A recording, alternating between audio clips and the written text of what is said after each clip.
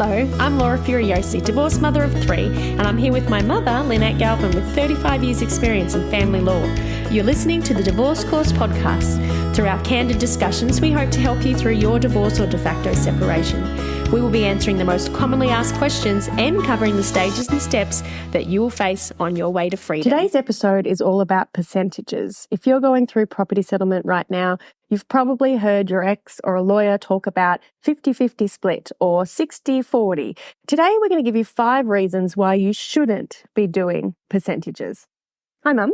Hello, Laura. Hi, everyone. Now, we get a lot of percentage questions asked, a lot, don't we? Yeah, we do. And look, to be fair, it is the way that it is usually sorted out. Yeah, that's right. If you go to a trial and a judge makes a decision, they will usually give a percentage split of what you're going to get, and they'll explain how that happens. So, but here we're talking about the whole negotiating and everything, and there's 5 reasons. And Mum, you feel like you're hitting your head against a brick wall when people start talking about this. So let's go into these 5 reasons. And hopefully if you're listening today, if you're going through the property settlement, you're about to go to mediation perhaps, or you're negotiating in letters or going to court, or you're just starting to talk to your ex, like maybe you're amicable, which would be great. Listen to the reasons why you shouldn't be so focused on percentages. Yes. The number one reason, Mum, that you say that you shouldn't argue percentages is because you don't know what that number means. That's right. Until you've calculated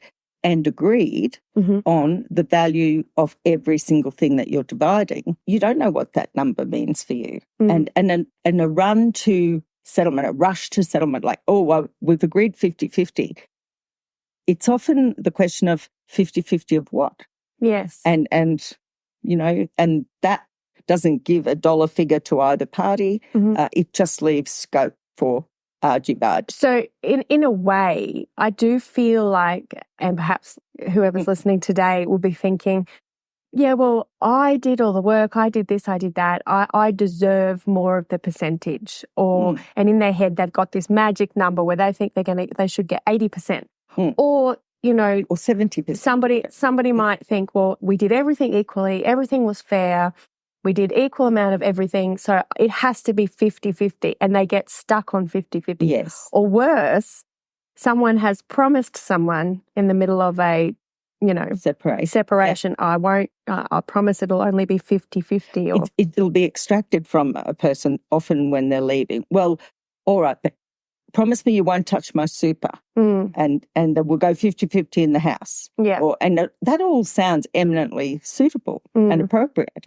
But it's usually extracted from a person in the heat of the moment before you get proper legal advice, and so you shouldn't be held to it. And if you're a listener who has said that to your partner, 50-50, you need to backpedal a little bit. If you haven't actually lodged documents in the court, you can keep negotiating, and if you've got to let them know that you might have more, go and see a lawyer, get your percentages roughly, and then you can write, I've now had the opportunity of having legal advice and my initial proposal of 50-50 wasn't appropriate.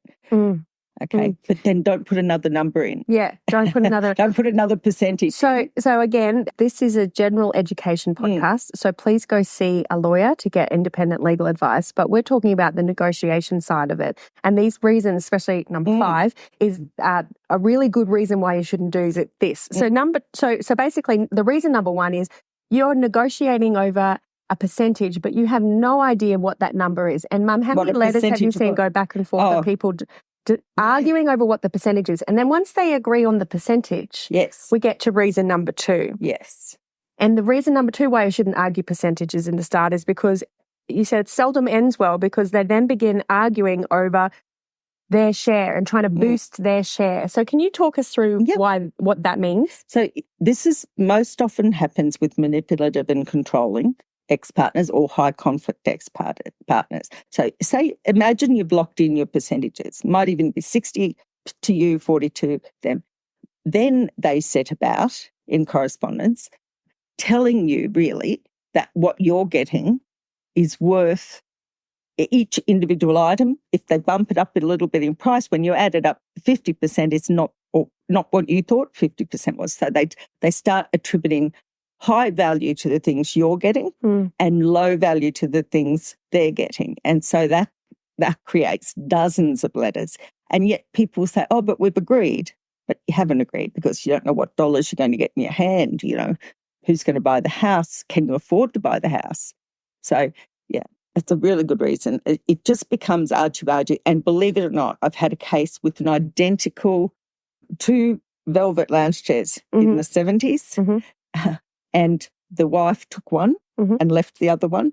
And when the list of assets came out, the one that she left was regarded to be, you know, under $100, and the one that she took was $250. Right. So you can see that, you know, bolstering up of the other person's share. And so by the time they add up what you've got, they might go, well, you've already got 50%. Or I only have to give you this little bit more money because, you know, you've got that expensive lounge chair, you've got this, and I've only got this one. So I guess as well in that if the other tribe's trying to bolster, if you don't know what the values of anything are yet, but you really want something and you say, well, I definitely want to, I'm going to keep that. So that's going to be on my side of the ledger. But then you get it valued and you find out that it's pretty much most of the percentage that you've agreed to, then you would have made a different choice. You'd say, oh, actually, well, then no, I don't want to have that. Yes. I'd rather have a washing machine than the massive sound system. That's going to take up all my percentages. So how many, so that's an example. Have you seen any other examples of people who have then tried to bolster their side? Is it through getting the house valued? Once they find out that they're the one that's going to end up with the house percentage. It's almost an irresistible temptation to go and get the house formally valued because, by and large, valuers who are used by banks, that the official valuers tend to value low. But that's the best one for court, is a proper valuation, and you pay for it. Yeah. And then I see that sometimes, like, you know, house prices have been going crazy around Australia. And I see people who've got a low valuation or lowish valuation, maybe a year and a half ago, and they refuse to get it revalued because they don't want the increase because they want to buy the house. Right. Yeah. Another case I had 1,000 years ago, I had a person who, the other party, the wife's lawyer, said your client has many antique aeroplanes. Oh. And I called my client in. What about these? Oh, you know, they're in bits. And then the next day, her lawyer sent me an article out of the newspaper about these planes. They were not in bits. Right. Yes. So that's kind of a little bit of him downplaying the value of thing. And, you know, you can have it with racehorses, holiday cottages. And the trick, I guess, if you've got to think about it, if you are going to argue percentages, if that's how you want to go, you've got to make sure that you don't have a manipulative, controlling or a high conflict person, because once you no longer have access to those assets, you know, if they've got a fancy bicycle and you just say to the judge, well, he's got a fancy bicycle, he'll go, it's a bike. How much could it be? Yeah. But it could be like a $20,000 That's bike. right. It could be So that's when it could mess up the percentages. Yes. And in that case, you know, you only find out probably at the hearing and you don't have another opportunity to go, oh, hang on a minute. If this is not included, then I need this amount of money. If this isn't included in my excess pool, then I need more cash because that just demolished our So basically the percentages is an arbitrary number, and people could manipulate the value of things to basically make them get a larger percentage if you actually looked at it properly. So the things we're talking about here, Laura, are when you start off with the percentage. Obviously, towards the end, each person does their own sums about percentages. The judge will work in percentages. Your advisors will work in percentages. But I've lost count of the number of times that I've settled on numbers, right? So that each person knows, my client knows exactly how much is coming in cash, or how much they have to borrow to buy the house, or how much how much they get in shares. Yeah, all of those things. Yeah. That's right. Oh, a word here for shares. With shares, when you reach your property settlement split, then a good way of splitting shares is that you each will have whatever your percentage ends up to be of each class of shares or each share. So if you've got shares in Macquarie Bank, shares in Telstra, whatever, and there's 2,000 shares in Macquarie, 2,000 in Telstra, instead of you taking Telstra shares on their own or them taking Macquarie shares on their own, try and split them up so you get half the Macquarie, half of the Telstra shares, and then in the future, if it goes up in value, one of them goes up in value, you're not going to feel hurt and upset. And they also can be divided as of the day of the trial. Right. Now, so going back to that other issue with the percentages. Yes. So you're basically saying that, yes, the judges will work in percentages, the lawyers will work in percentages at the end.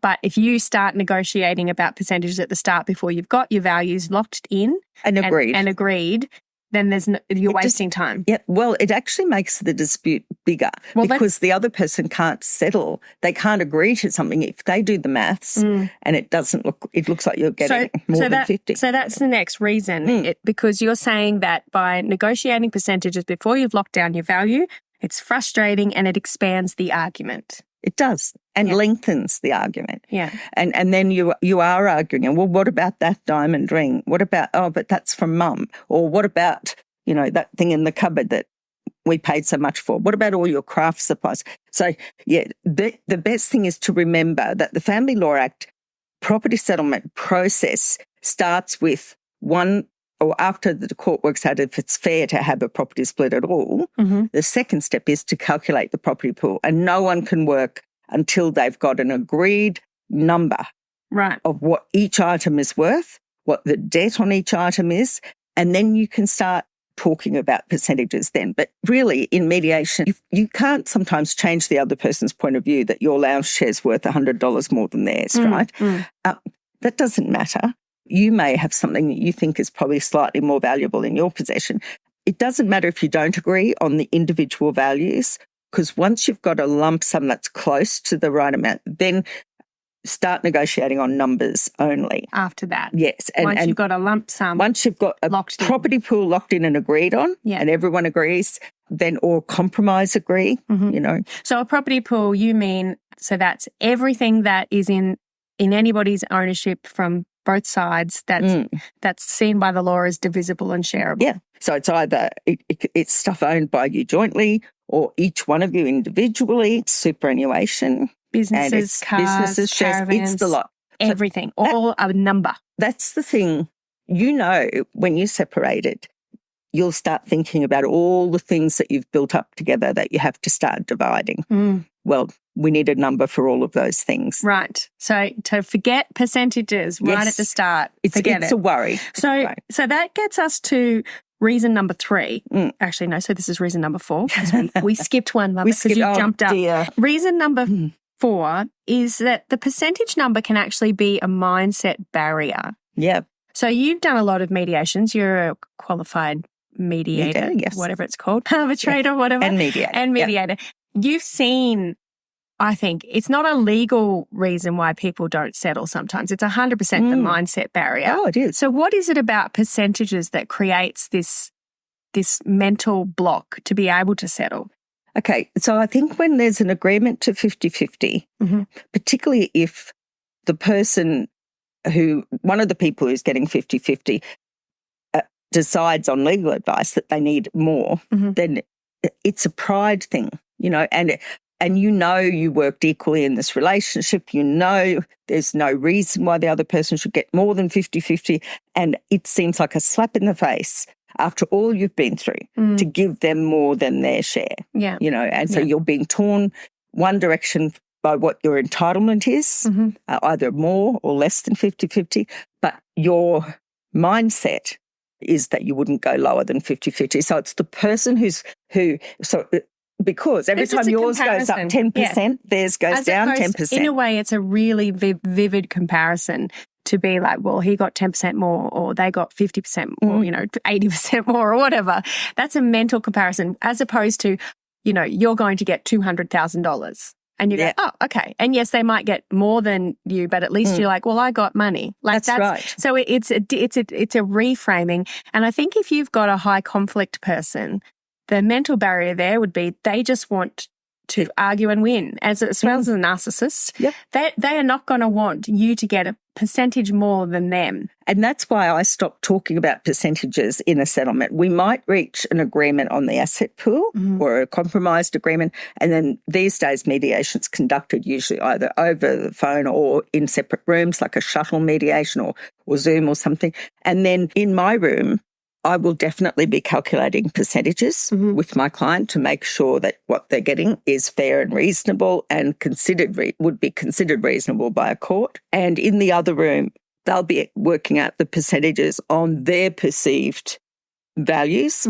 And I have had cases where my client, on my numbers, is getting, say, 62%. And on the husband or wife's side, the other side, the lawyer comes out to me and says, well, we think that's pretty fair because that's about 60-40 in your client's favour. And we think we've got an extra 2%. Or they may say that he's got or she's got 49.8% and your client's got 50.2%, and they can live with that, you know. So two people can walk out of a mediation thinking they got a different percentage than what the other person thinks the percentage was. Yes. And for a narcissist, they're probably in there thinking, what am I going to tell people? Yeah. And they're not thinking about what am I going to get. They're what am I going to tell people? So if they feel like they've got a different percentage to what they actually got, then they can say to their people, and they'd be happily to settle. Yeah, she got only She didn't win. Yeah. She only got 1.1 less more than me. Yeah, that's right. And it's not just the bragging. It's also when a person comes into a mediation, we usually only have each of the parties with their lawyer. I always encourage my clients to bring a strong friend, a fierce friend, someone to keep them grounded, talk sense into them when they start to get upset or not seeing, you know. And so they don't brag necessarily, but they've got mothers, maybe friends, new partners, cousins, sisters, who all have a view on what would be fair for your client to get. And they have to explain themselves to them. They feel they have to explain themselves. So I give them a little talk about hold their head up and just say if it's, you know, not what Aunt Mavis thinks you should get, you just say it was tough. It was a tough negotiation, but I've come out of it quite well. And you have to factor in for you also the cost, inconvenience, delay of going to trial if you can't reach agreement. So those compromises, I've found over the years, people go home and tell it to someone else, someone who wasn't there through the process, and they might say, oh, you know, they say I've been ripped off. I shouldn't have given her that extra 5% or 0.6% or whatever. And they had to be there. Yeah. You know, so you're actually doing the work. The mediators and your advisors are all there to help you. And it's not very often you'll get three usually legally qualified people focusing just on your dispute. But they had to have been there. And if they aren't there, then they don't know the dynamics. Yeah. So you don't have to explain yourself. So that mental mindset barrier could be your ex or it could be you. We had a message just the other day from a stay-at-home mum who was trying to figure out what her salary would have been as an income and how that would work out in percentages. And we're going to do a whole episode on that, how salary is counted or not counted in property settlement. And here's the secret tip. It's not counted. It's only counted for future needs. Yes, yeah. Contribution-wise, no. So, but, you know, a lot of stay-at-home mums would be thinking, look, it's only fair that we get 50-50. I busted my chops just as much as they did. Yeah. And a lot of people who work full-time with the other person is at home, they might think, well, it's only fair I get 80% because I did all the work. And we've talked about that in our property settlement episodes, and that's not how it works. No. But it's a mental mindset. It's a barrier to anyone finally sorting it out. And that's not a legal issue in a way, but the way to help with that barrier is to educate yourself, know what the law actually is. Yeah. Just because you feel like you should get it doesn't mean that that's what it is. And it might be that you are negotiating through a kind of prism of hurt feelings. Of course. And you can't. I don't know anyone who would be negotiating right now, going through their divorce, would be just chill and fine with everything. Yeah. It's so hard. So just be mindful that it could also be your mindset barrier, this percentages, and you've got to let that idea of percentages go and really focus on the numbers, because in the end, when you're negotiating, percentages is not something you should be thinking about anyway when it comes to, well, can I live with this? Can I live with 50% is not the question you need to be asking. It's, can I live with X amount of dollars? Can I get a house and start my new life with X amount of dollars? Not can I live with 50% of the property, because it's an arbitrary number. Well, it is, but still you want to be sure you're getting roughly what you're entitled to. Yeah. And if you've got kids and you downsell yourself and the kids are with you half of the time, then they're living quite a different life with you than they are with the other person. And the other person might be able to take them on more holidays and stuff. So, there's a big factor there. So if you want something to help you be a little more dispassionate with your negotiations, think of yourself of arguing for the kids from both sides. Good idea. Yeah. All right. And that gets us on to the fifth reason, Mum. I think. So hang on, we had reason number 1 was you don't know what that actually means, the value of it. Yeah, because it's a cake. But how big's the cake? Yeah. If you're going to cut 50% of a cupcake, that's not as much fun as if you have a whole chocolate cake. That's true. Reason 2, it seldom ends well because once you agree on the percentage, then people start arguing over how to boost their side of the share. Yep. Number 3, Yep. Reason 3, a percentage number can actually be a mindset barrier to a lot of people to agree in negotiations. Not going without 50-50. Reason 4, it's frustrating because it ends up expanding the argument. And then that gets us onto the 5th reason, because it's way more expensive to do it that way. Yeah. So tell me what added costs people incur if they start negotiating percentages before they've agreed on a property plan. You're invited to our free webinar. Whether you're stuck at the beginning of deciding to divorce or you're struggling to find your way through the legal jargon and fear of the unknown of the legal process, we are here to empower you to take control. Join us to learn what steps you can take, followed by a live Q&A where you get Lynn, my amazing mum, and family law accredited specialist to answer your questions. All you have to do is go to www.thedivorcecourse.com.au and click on Reserve My Signature. We'll see you there. Hurry, spaces are limited, so don't miss out. Register today. And then that gets us onto the 5th reason, because it's way more expensive to do it that way. Yeah. So tell me what added costs people incur if they start negotiating percentages before they've agreed on a property pool. Well, it's a complete waste of time. If you start negotiating on percentages, if you go to the lawyer and say, I've agreed to this, firstly, it might not be what your entitlement is. Secondly, you might not get agreement then to value anything. So, if you're trying to value, if you're agreed on percentages, then there's probably an agreed size of the property pool, but it might not be the real one. So if you then go, I should get that business valued. I know they've got this trust coming. I know that house prices have gone up. I know their car's got all the bells and whistles and my bike doesn't. So then when you start saying, hang on, let's get these things valued, then you might get resistance. What's the point? We've already agreed on a percentage. We don't want to get it valued. And I've found myself with clients in that position pretty quick smart after they've got their first legal advice, being told 50% is not fair to them, and then you try to break the news to the other party. Upon legal advice, I've decided I'm going to have a bigger share. And then the other side just gets furious. So there's these legal letters. So give an example, and I know we've done some episodes on legal costs, so you can go and listen to the cost episode. I'll put the cost episode in the show notes. You can go to www.thedivorcecourse.com.au/blog and you can find the show notes of this episode here. So, Mum, give us an example of the cost of going backwards and forwards and arguing over what the actual percentage is. So, assuming your lawyer is about $500 an hour and assuming they bill in 6-minute units, then that means that every 6-minute unit costs you $50. Right. So you've come in to see them, you've agreed on 50-50, and let's assume you're changing your mind from 50-50 to want more. So the letter to the other lawyer says that and sets out we need to get things valued because we don't know the property pool, and my client doesn't want to be 50-50 anymore. She's had legal advice and that's not going to be, we're not sure that's appropriate. So let's get this valued, let's get that valued, so that might be like a $100 letter. Yeah. You send it to client to check it. Make sure you haven't said anything that's going to make them explode. Your client has a look at it, makes an amendment, sends it back to you. There's another $50. Then you send it to the other lawyer. Mm-hmm. That lawyer reads it, charges your ex roughly $50, sends it off to your ex, and all your ex will read is, my client no longer agrees with 50-50. Yeah. That mongrel. Yeah, yeah. And the rest of it just gets lost in a sea of anger, I think. Mm-hmm. And then the lawyers know they have to get these things valued, but there's a real resistance. And so you'll probably get a letter back saying, what do you mean? We've agreed on 50-50.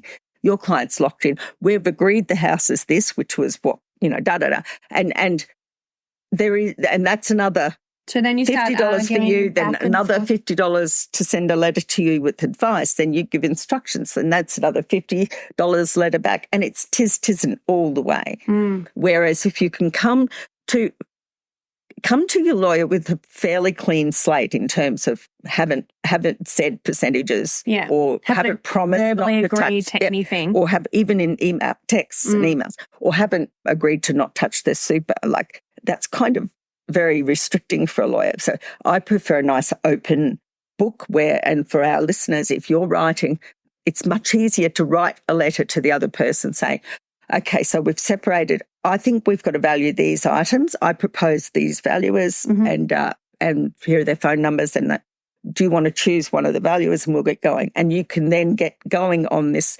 tidying up what is otherwise a nebulous and undefined as a property pool, As opposed to writing that letter, but also including don't want to do 50-50. Yeah, it's because I think that's all they see. And then their feelings are hurt. They may instruct their solicitors to write back a shirty letter. Lawyers aren't supposed to. We're supposed to filter things out, and we're supposed to be respectful in the communications. But imagine if you're doing this by yourself. Yeah. I reckon it would take maybe 5 minutes for someone to read the email and send back a smart text and just derails the whole thing. And you don't trust each other.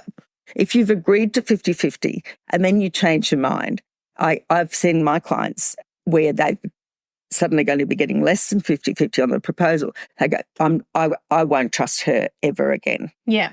And then there's suspicion and distrust all the way. Oh, well, if she's not going 50-50, then I want that antique cabinet valued. And if she's not going 50-50, I want to see her mother's will and all of that sort of ridiculous, nasty stuff. And it just changes. It's bad enough, guys, that we've separated. Yeah. But, so what do you say to those people, though, those poor people that, it's kind of, you see it in, I think it's TV, maybe they see it or they hear other people talking about it.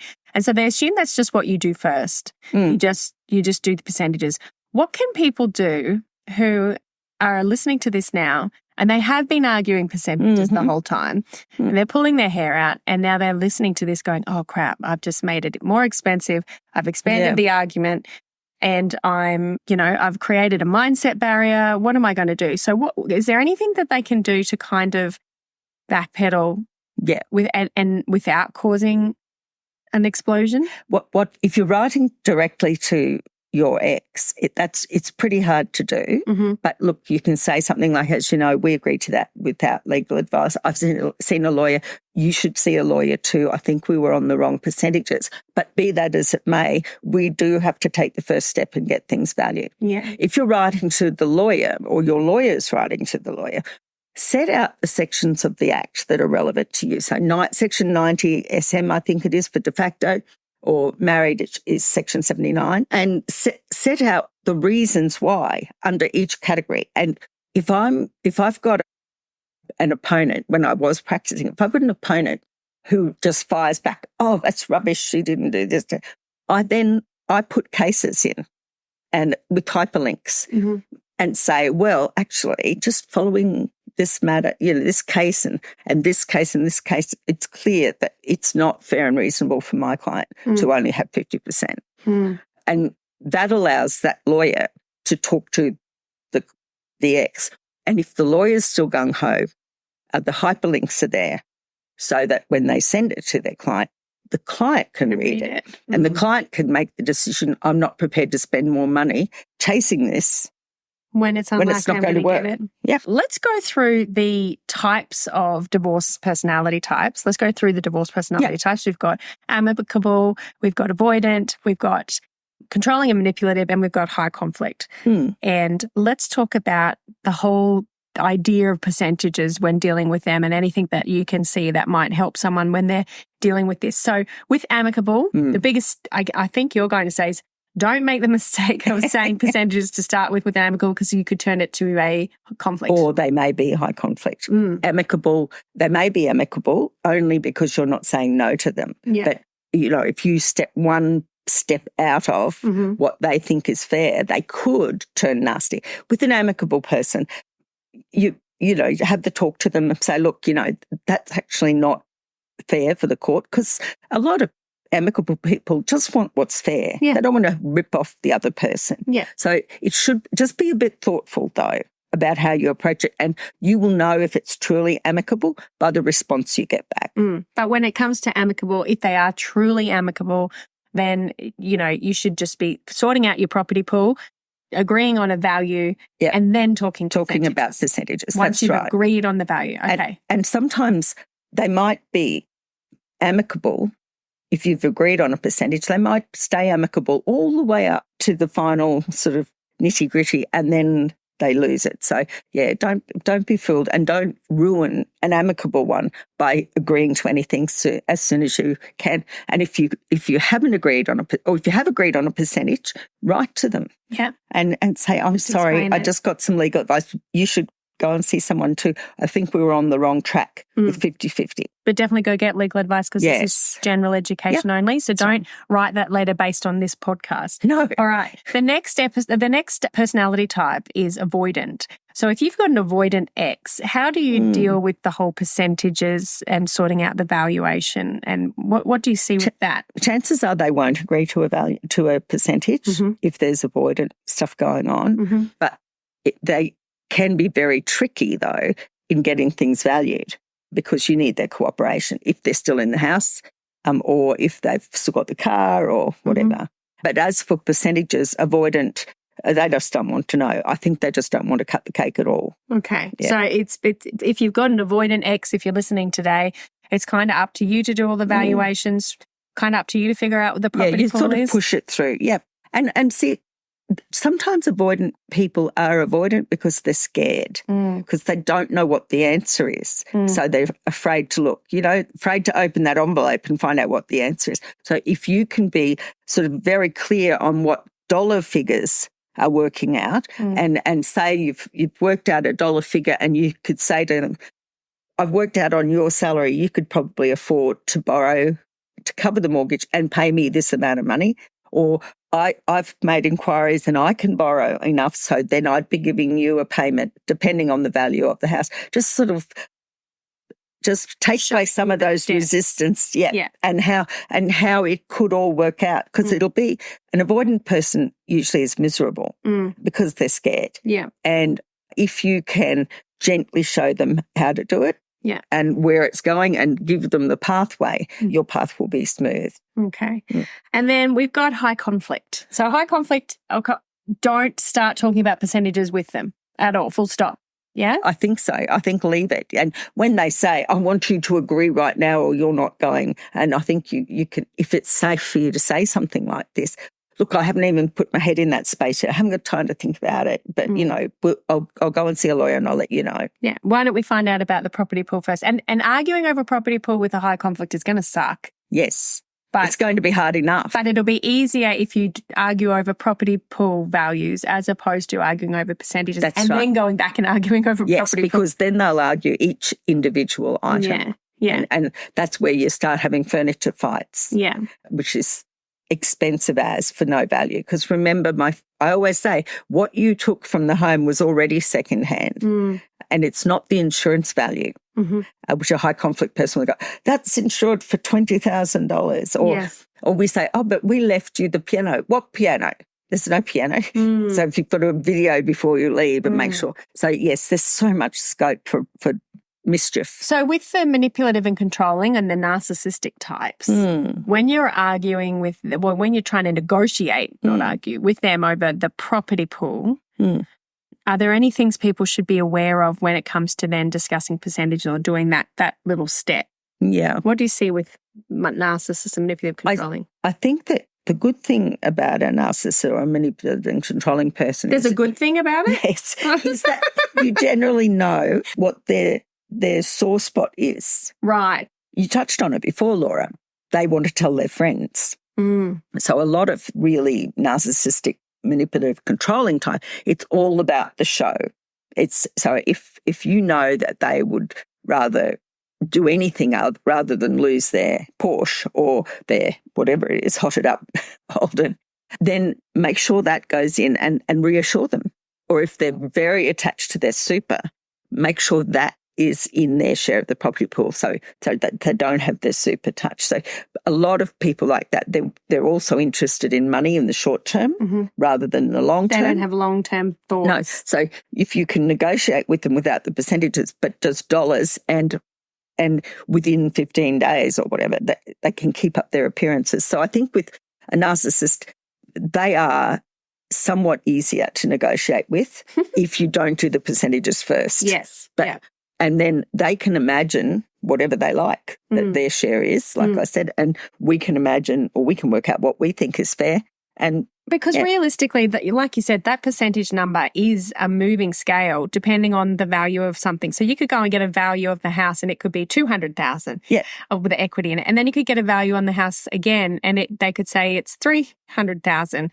You know, so or a diamond bracelet or a bike, and the values could be so different, and that number on each side of your who's getting what it goes up and down like a yo-yo. It does, and if you're arguing and going to end up in court, the figure that you've got today in your negotiations may not be the figure that you end up with in the trial because they'll try and update all the valuations so the judge has got a clear idea of what the property pool is. And I have seen people who have hung on hoping house prices will go up, but all the house prices go up. So your property might have gone up by 20% and you go, yee, that's my share's bigger now. That property pool's bigger, so I'll get more money. And then you look around to buy another house and you go, oh, darn, everyone's house went up. I know. So there's a lot to be said for selling and buying in the same market if it's a house and not being too short-sighted. And I think narcissists are that whilst they're scheming and that, they aren't, I don't think, very good at long-term visualization. Well, the manipulative and controlling people, I guess, that we're talking about, narcissistic types, their main aim is to just, usually it isn't to like win the best. It is to make you upset. It's to get up in your grill. It's to keep playing a game with you. So they're not going to be interested in really settling. I think that's right. And I think that their worst nightmare is that they can't live with themselves if they don't get that percentage. No, their worst nightmare is you walking off with enough money to start a new life and be happy. Yes. And so, without them. That's why you'll often get these offers from people who are wealthy. Oh, I'll keep paying your rent, says the husband, usually, but you have to live in that house. And I'll pay the school fees, but it has to be that school. And I'll pay the extracurricular activities, but only if I agree with them.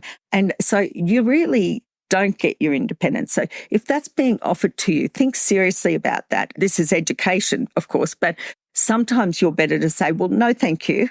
You can do that for the next 2 months, but I want that, whatever it is that's in the bank, and I want to move and start it without the strings attached. Yeah, give it to me as spousal maintenance or child support, but don't pay my rent direct. Don't pay my car rent, or don't pay my insurance, health insurance, because you are still in their power. And one day you might find out they haven't paid the child support or the health insurance or whatever. So you need that money in your hands, and then you can live like a grown-up, not like someone that they're keeping a child. And look, and I think for anyone who's self-repping, who doesn't have a lawyer, please go and see if you can speak to a free one from Women's Legal Services or the Community Legal Services, because I do think there is a trick with percentages that could happen to self-repped people, where the other side maybe has a lawyer and they say, look, we've done it fair, we've split it 50-50, this is what you're getting, this is what he's getting. But unless you look at it, this is a cautionary episode because you need to look at, okay, well, how were things valued? Is it really 50-50? Yes. Because you can slap a percentage over the top of anything and skew the numbers underneath to make it fit. So just make sure that it is proper valued, proper everything is listed. As you know it, that you believe it's reasonable and those property values and other things are right. Yeah. You know, and that's where. And if you've got a manipulative, controlling person, don't take their word for it. Get facts. Yeah, because your ex isn't looking out for your best interests at the moment. They're looking out for themselves. Probably ever. So look, again, the reason Mum and I wanted to do this episode is because a lot of people are so hyper-focused on percentages and it really can get you stuck. So number one, you don't know what that number means in value, of dollar value. You don't know how big, you might say 50% of a cake. Do we mean the big cake that you get at Costco, those massive ones? Or do we mean like a tiny birthday muffin cake? Yeah. 50% of what? So you need to know what the percentage actually means. So dollar values. Reason 2, it seldom ends well because arguing over to boost their share, they are just going to keep changing values and adding extra things. Your grandma's knitting, that's worth $30. So your percentage, that's included in your share.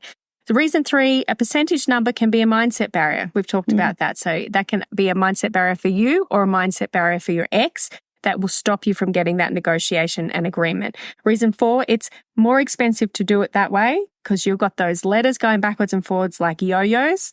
And number 5, it's frustrating as it expands the argument. So really, we're not saying don't do percentages. We're saying figure out the property pool first. Know what you're entitled to first before you agree to any kind of percentage at all. That's right. And if you've been told your percentage or you've worked it out and you think it's right, there's no need to share that with them. Because if your lawyer says it's going to be, say, 70% to you, why would you say to them, oh, by the way, a fair share for you is only 30%? You let them find that out from their lawyer and in their own advice. And it's not, the percentage isn't written in the court orders, are they? No. Property orders. Hardly ever. Percentage. Sometimes if you're selling a house and the court's making an order that the house be sold and the costs of sale paid and the balance be divided between the husband and wife, 60-40 or 50-50, but that's just because you have to find a formula. But it's not the whole property pool. There's always pretty well super these days. And it's usually a dollar value. Yes, so it will be. Yeah, give them $100,000 out of the super, the base amount, and $280,000. And the wife will transfer the house to the husband. He's got to refinance the mortgage and give her some cash. So that's when you think of it from that point of view. It's really showing your workings. If you do percentages, that's just you working it out, but it hardly ever positions itself in the final orders. Yeah. And so if you're wondering, well, what percentage should I be entitled to? What once I've figured out the property pool, what should I be getting? What slice should I be getting? Go and see a lawyer, number one. And then for legal education, not legal advice, you can listen to some of our property episodes where we talk you through future needs and contributions. And we're going to be doing another episode quite soon on salary because people are fixated on salaries as well as percentages. And our course talks about how to work out your percentages quite well. We take you a walk step by step through how to figure that out. So look, I hope if you're listening to this, you don't feel too overwhelmed. We're just trying to give you a little heads up to everybody going through this nightmare of sorting out who gets what and breaking things up, which must suck. It does suck. I've been through it. I can tell you it does. Just don't get fixated on that number because that is really going to make it worse. Yes. Yeah. Thank you, Mum, for your time. That's all right. Hang in there, guys. We're there with you. Yes. Okay. Bye, everyone. Bye. If you found this podcast helpful, we'd love it if you could rate, review and subscribe. By doing so, you are spreading the word to help someone else just like you. Lynn would like to remind you that this podcast is general advice only and you should always get legal advice in relation to your particular situation. And remember that the Australian laws may have changed since recording.